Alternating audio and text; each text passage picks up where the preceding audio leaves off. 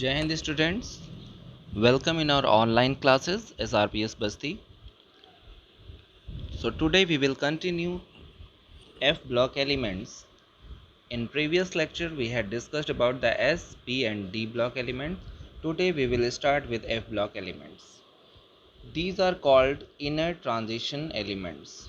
What's the reason behind it? Because F block elements are in between D block elements. So D block elements are called transition elements. So they are inside D block. So they are called inner transition elements. Okay, and they are rare elements also because इनकी quantity बहुत कम पाई जाती है nature में, इसलिए इनको rare earth elements भी कहते हैं. Okay, rare earth. Two rows of elements. First was lanthanoids. यहाँ पर स्पेलिंग ओ आई होगी. Okay, O I D S. Cerium to luteum, and this is atomic number 58 to 71. And actinoid series where thorium to lawrencium. Okay, thorium atomic number is 90 and lawrencium is 103. General electronic configuration is n minus 2 f1 to 14.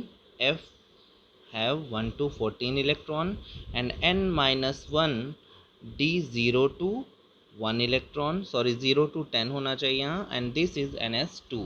Okay, यानी कि ये कहने का मतलब है, यहाँ पर देखिए बहुत कन्फ्यूज़न वाला लगता है कभी कभी, कुछ स्टूडेंट्स बहुत कन्फ्यूज हो जाते हैं. तो यहाँ पर आपको क्या करना है, n वैल्यू, यानी कि यहाँ पर अगर सपोज 6s है तो यहाँ पर d की वैल्यू जो होगी वो जो इस s की वैल्यू है, यहाँ ns2 लिखा है, n माइनस 1 है, यानी कि यहाँ पर 5d होना चाहिए. और n माइनस 2 f का मतलब है कि यहाँ पर हम 6 से माइनस 2 करें तो होगा 4 और यहाँ f होगा. ओके, तो 4f 5d 6s, इस टाइप से इलेक्ट्रॉनिक कॉन्फ़िगरेशन लिखा जाता है. Okay, within series properties are quite similar, यानी कि एफ ब्लॉक एलिमेंट्स में दो सीरीज होती हैं इस टाइप से. ओके, एफ में lanthanoid series and actinoid series, एक 4f इलेक्ट्रॉन फिल होता है, एक में 5f में इलेक्ट्रॉन सीरीज होती है, 4f series and 5f series. तो ये कह रहे हैं कि इस सीरीज में जो एलिमेंट्स होते हैं इनकी प्रॉपर्टीज आपस में एक सीरीज के एलिमेंट्स में क्वाइट सिमिलर होती है. Actinoids are radioactive. Okay, radioactive का मतलब आप जानते हैं, जिसका मास ऑटोमेटिकली डिके होता है, जिसमें से रेज निकलती रहती हैं और उसका मास डिके हो जाता है, यानी कि एक टाइम के बाद वो स्टेबल नहीं होने की वजह से उसका मास कुछ वहाँ पर नहीं रहता, तो उसकी हाफ लाइफ भी कैलकुलेट की जाती है इस टाइप से. तो रेडियो एक्टिव एलिमेंट्स होते हैं कौन से, एक्टिनॉइड्स, यानी कि 5f सीरीज वाले. The elements after uranium are called transuranium elements.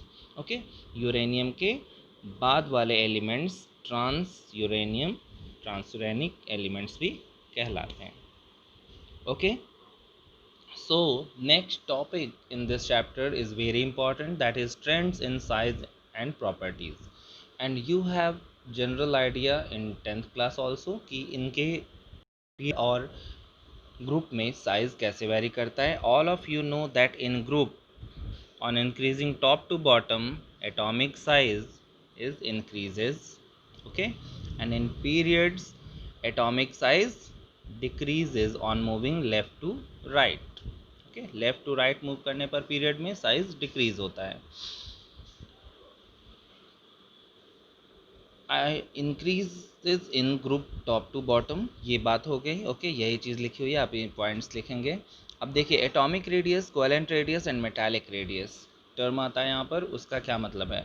तो जनरली अगर आप एक एटम है उसका साइज, ये न्यूक्लियस के सेंटर से आप आउटर मोस्ट इलेक्ट्रॉन वाले शेल के डिस्टेंस देखेंगे तो उसे हम बोलेंगे इसकी atomic radius. Okay, atomic radius.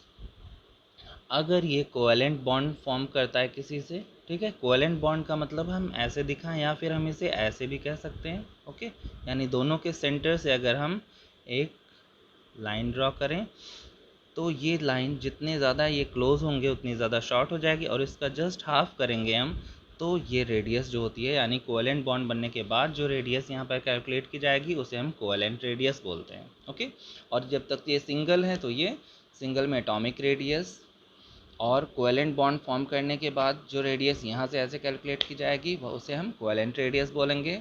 और मेटालिक रेडियस का मतलब होता है कि देखिए एक मेटल में अगर आप देखेंगे कि आयरन है तो आयरन में एक डिस्टेंस होगी, ज़रूरी नहीं कि वो बहुत क्लोज हो। ओके, तो ये शीट है मेटल शीट, तो इनके सेंटर और इनके सेंटर से मिलाएंगे तो यहाँ पर जो डिस्टेंस होगी उसका हाफ करने पर वो रेडियस होती है।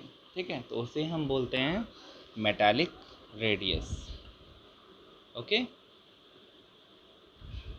आयनिक, व्हाट इज़ आयनिक रेडियस? अब देखिए आयन बनने के बाद एटम से आयन बनने में क्या होता है, या तो वो इलेक्ट्रॉन लूज़ करते हैं तो पॉजिटिवली चार्ज आयन बनाते हैं, और अगर वो इलेक्ट्रॉन गेन करते हैं तो निगेटिवली चार्ज आयन बनाते हैं।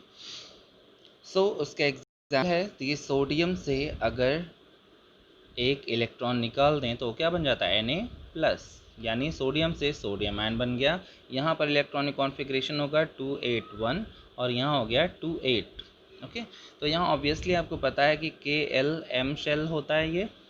ओके, KLM शेल, और यहाँ पर KL शेल है, M वैकेंट हो गया, यानी कि यहाँ पर इसका रेडियस क्या हो गया होगा, डिक्रीज़ हो गया होगा, क्योंकि यहाँ पर न्यूक्लियस सेंटर में होगा और उसके बाहर कितने शेल हैं, 3 शेल्स, और यहाँ पर न्यूक्लियस और यहाँ पर 1 और 2 शेल है। तो 3 शेल वाले की साइज़ ज़्यादा होगी और 2 शेल वाले की कम होगी।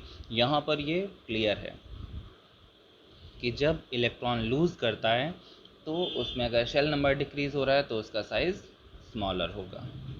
ओके, आयनिक, यानी एटॉमिक रेडियस और आयनिक रेडियस में हम कंपेयर करें तो यहाँ इस केस में एटॉमिक रेडियस ज़्यादा है और आयनिक रेडियस कम हो रही है। लेकिन इसके अपोजिट अगर हम क्लोरीन और क्लोराइड आयन की बात करें, Cl एंड Cl माइनस में, तो यहाँ पर इलेक्ट्रॉन्स हैं 287 और यहाँ पर हैं 288। ओके, अब इसमें डिफरेंस देखिए, यहाँ भी 3 शेल है, यहाँ भी 3 शेल है, क्या इन दोनों का साइज़ सेम होना चाहिए? ऐसे सोचने में लगता है कि दोनों में ही 3-3 शेल है तो सेम होना चाहिए, लेकिन ऐसा नहीं होता। इसमें कुछ शॉर्ट होगा, यानी कुछ कम होगा, कुछ श्रिंक होगा। ठीक है, तो हम बात करें अब कि क्लोरीन में कितने इलेक्ट्रॉन्स होते हैं, 17 इलेक्ट्रॉन है तो 17 प्रोटॉन्स भी होंगे। ओके, यहाँ पर क्लोराइड में 18 इलेक्ट्रॉन है लेकिन प्रोटॉन चेंज नहीं हो रहा है, यहाँ पर 17 प्रोटॉन है। ओके, प्रोटॉन पे प्लस चार्ज होता है। तो देखिए अब बात करें हम कि अगर 17 प्रोटॉन है न्यूक्लियस में और वो 17 इलेक्ट्रॉन्स को अपनी तरफ अट्रैक्ट कराए तो इसकी पावर जो होगी वो रेशियो क्या है, 1:1 रेशियो है, और यहाँ पर 18 इलेक्ट्रॉन्स को 17 प्रोटॉन अपनी तरफ अट्रैक्ट करते हैं। तो यहाँ पर 17 प्रोटॉन होने की वजह से इलेक्ट्रॉन के कंपैरिजन में कम है, तो इसलिए यहाँ पर अट्रैक्शन बहुत ज़्यादा नहीं हो पाएगा, यानी कि यहाँ पर दोनों में अट्रैक्शन कंपेयर करें तो अट्रैक्शन यहाँ पर ज़्यादा है और यहाँ पर अट्रैक्शन थोड़ा सा लो हो जाता है। ठीक है, क्योंकि इलेक्ट्रॉन ज़्यादा हैं और प्रोटॉन कम हो जाते हैं, यानी 1:1 का रेशियो यहाँ पर नहीं है, यहाँ पर रेशियो थोड़ा कम होने की वजह से अट्रैक्शन कम हो जाएगा।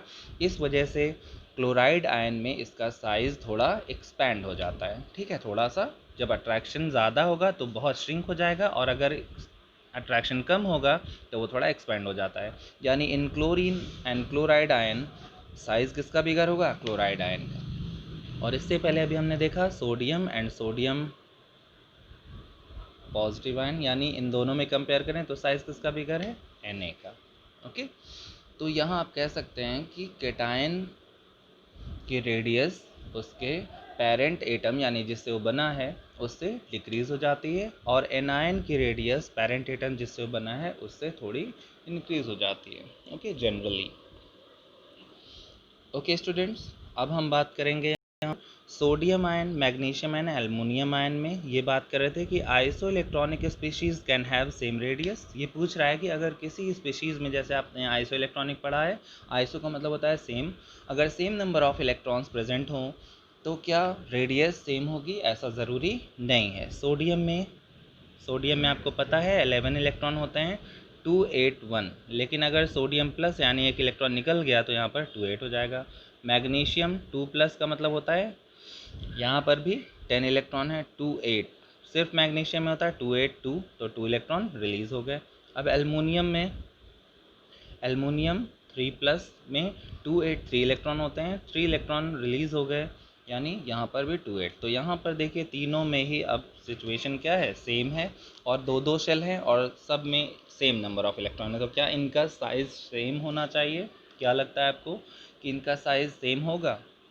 सोचने में लगता है कि हो सकता है सेम हो, लेकिन ऐसा नहीं है। जैसे कि आप ये जब इसके पीछे रीज़न जो है वो अट्रैक्शन वाला मैंने अभी एक्सप्लेन किया है, उसके अकॉर्डिंग आप एक्सप्लेन करेंगे तो आपको ये समझ में आएगा कि यहाँ पर सेम नंबर ऑफ इलेक्ट्रॉन तो हैं, लेकिन न्यूक्लियस की पावर जो है इसके, यानी जितने प्रोटॉन्स हैं वो कितना अट्रैक्ट करते हैं इनको, इस पर डिपेंड करता है। ओके, तो अब हम बात करें कि यहाँ पर 11 प्रोटॉन हैं। ओके, क्योंकि 11 इलेक्ट्रॉन होते हैं, लेकिन अब एक इलेक्ट्रॉन निकल गया, तो यहाँ पर 11 प्रोटॉन पे इलेक्ट्रॉन कितने हैं, 10।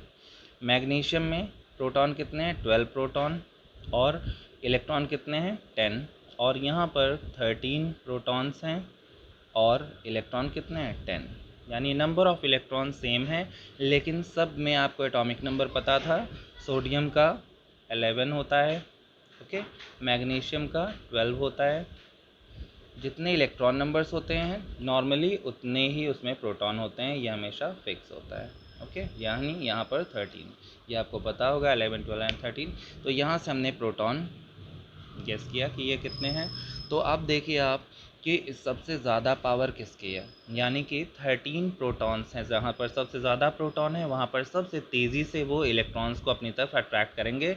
जहाँ पर सबसे ज़्यादा अट्रैक्शन होगा, सबसे ज़्यादा तेज़ी से वो अपनी तरफ अट्रैक्ट कर रहे होंगे, वहाँ पर श्रिंक हो जाएगा, यानी सबसे स्मॉलर साइज़ एल्युमिनियम का होगा, means magnesium is bigger than that. तो यहाँ पर 12 प्रोटॉन है, ठीक है, यानी एक कम है, तो यहाँ पर भी अट्रैक्शन ज़्यादा होगा लेकिन इससे कम होगा।